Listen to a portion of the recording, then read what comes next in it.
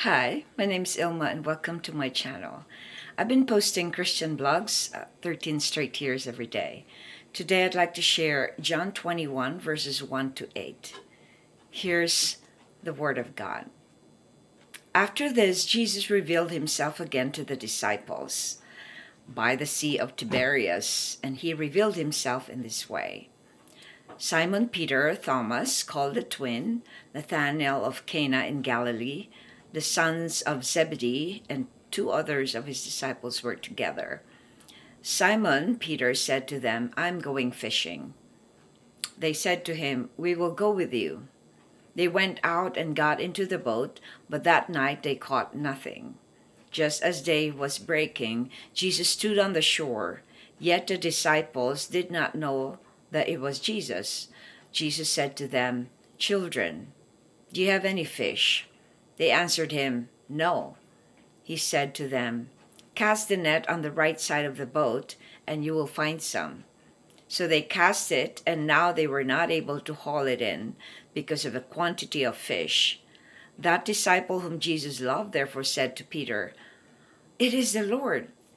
When Simon Peter heard that it was the Lord, he put on his outer garment, for he was stripped for work, and threw himself into the sea. The other disciples came in the boat, dragging the net full of fish, for they were not far from the land, but about 100 yards off. John 21, verses 1 to 8. Here's my poem. Lost in grief. After their Lord was gone in their lives, the disciples were lost in grief. Their purposes were now confusing. They went back to their old work of fishing. Here's my commentary. When we lose a loved one, it is hard to go on with the life we used to live when they were still with us. Losing someone or something disrupts our routine and makes us confused or lost. The account here shows how the disciples didn't know what to do next after Jesus died on the cross. So they tried to go back to the way it was before Jesus called them to his ministry. As they were fishing, they couldn't find the motivation to do their usual work at catching fish. There was nothing to catch. This account shows how Jesus cares for the work we do. He blessed them with a big catch, knowing how lost and grieving they were. He was reminding them that he was with them, especially in the midst of their grief and confusion. Reflection. Share a time when you felt very lost, when you have lost someone or something. When I moved to Canada, there are so many things that I lost. I lost my ability to earn an income, just like I used to do in the Philippines. I lost my friends, friends that I have kept for so many years.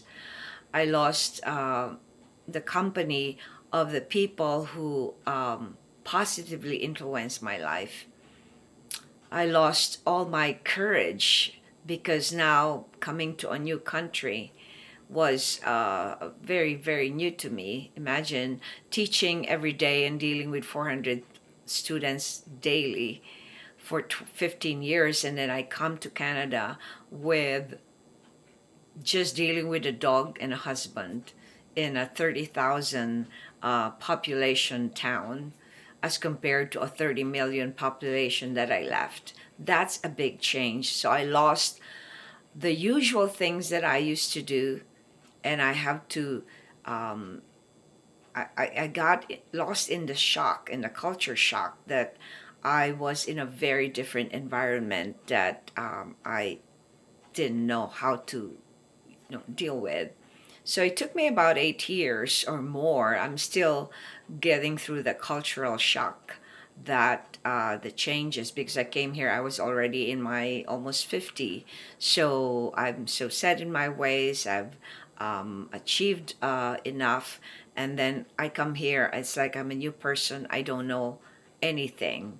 But in this account, we see how Jesus was there, even if they didn't notice him until the end.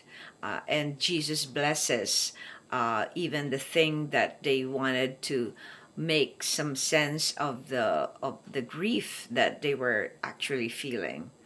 So it is hard to lose something, but I think it's also a good way of looking at the grief or the loss of something as an avenue for God to make you see the new life that He is giving you, the new opportunities. Because once God closes a door, He opens another one for us. Thanks for watching. I hope you check my website at ilmaarts.com for artworks, photographs, and a copy of this blog. Please subscribe to my channel on YouTube so I could make more videos, give you the Word of God. And if you haven't already, check over 4,000 videos I've done over the years I've been doing this daily. Just type on YouTube or Google search Ilma's Poem Devotional. Have a wonderful day.